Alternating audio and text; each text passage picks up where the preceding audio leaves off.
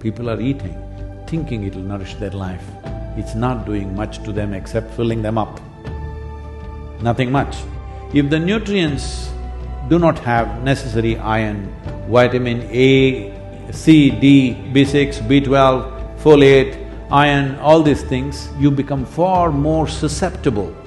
In 1930s, what one orange would give you, today you need to eat 8 oranges.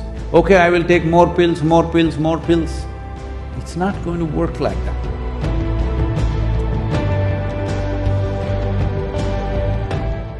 The reason why this pandemic is having the kind of toll that it's having upon us, there are medical issues, I'm not entering that. One fundamental thing is, the soil nutrients are so low. How low is it?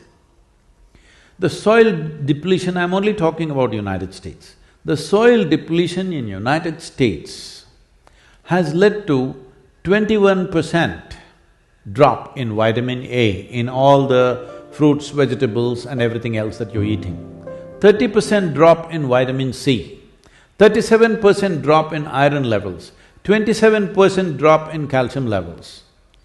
The things that today you all think is very healthy to eat salads and stuff, the spinach, what is your favorite leaf? The lettuce and tomatoes and other things which you normally use in your salad. From the early 20th century, what level of nutrients they had and what they have today is only 10% left, 90% lower than what it was in early 20th century. So you're largely eating water sacks without much nutrient in it.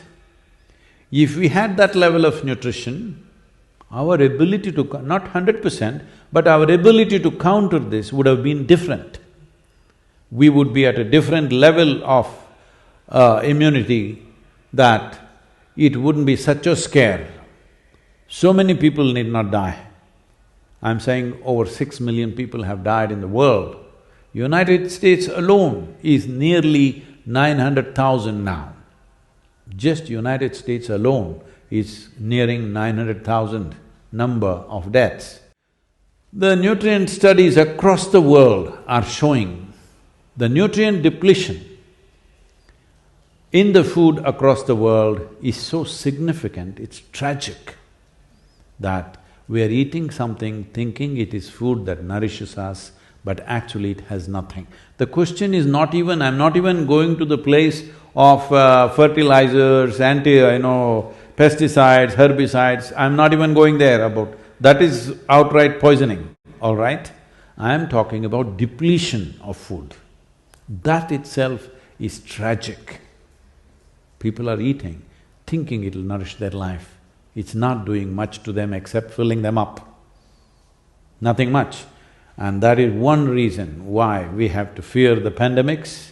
And I've been listening to some of the top virologists in the world, they're all saying that this may not be the end, because the very nature and structure of the corona, the fundamental corona as such, already you have seen 2-3 variants. Now we are talking about Mr. Omicron, he sounds like a guy.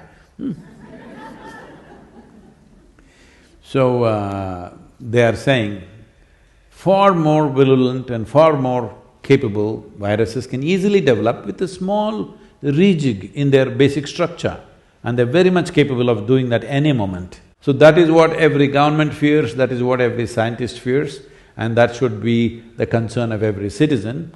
But in all this, soil has a significant role. Let's come to the food that we eat. If the nutrients do not have necessary iron, vitamin A, D, C, D, B6, B12, folate, iron, all these things, you become far more susceptible to any kind of respiratory infection is a well-established fact. And right now, that is a serious condition because 90% of the Americans are deficient in vitamin E. And that is why highest level of deaths in a given country for the population has happened in this country. For 350 million people, nearly 1 million people are dead. This is the highest in the world. There are countries like India and many other nations far more densely populated. Just the amount of space that you have, you should have been safe. But lack of nutrients and irresponsible behavior has cost us so much. We have to ensure that more people don't go in this direction. So soil is a very important part. 43% deficient in vitamin A. Loss of integrity of skin in the mucous membrane happens when there is not enough vitamin A, and that is one sure way of having serious implications to any respiratory infections that we get. And we must understand this COVID is essentially a respiratory tract infection, and which can go into various kind of complexities later. 39% are deficient, 39% of the United States citizens are deficient in vitamin C.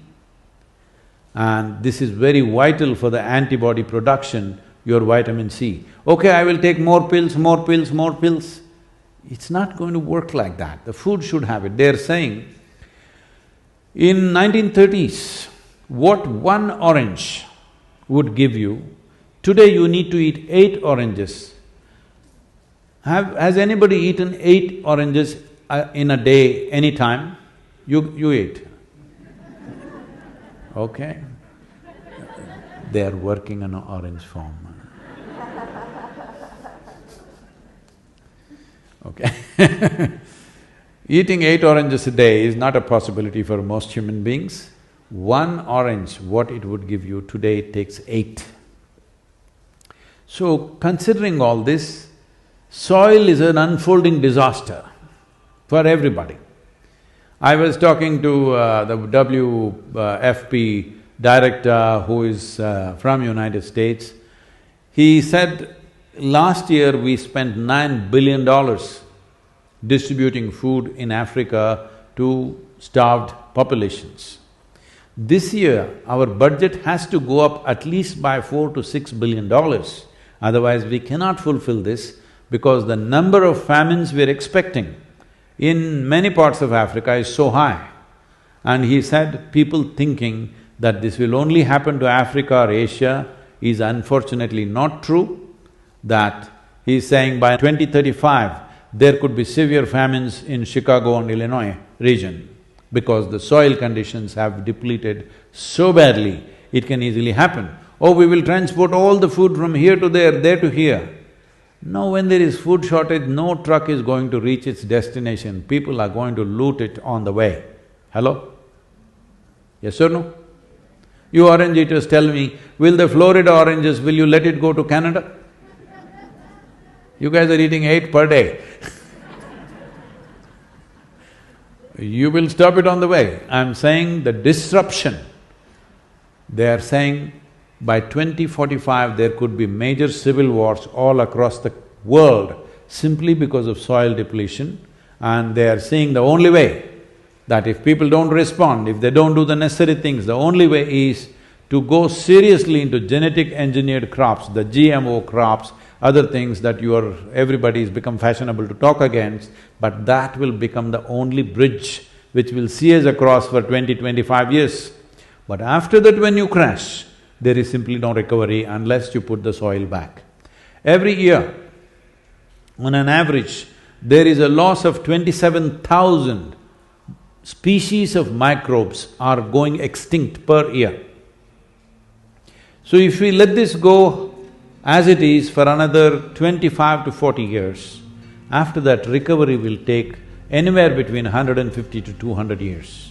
If we act now, if we change the policies now and begin to act in the next 10 to 15 years' time, in 25 years' time we can turn this situation around.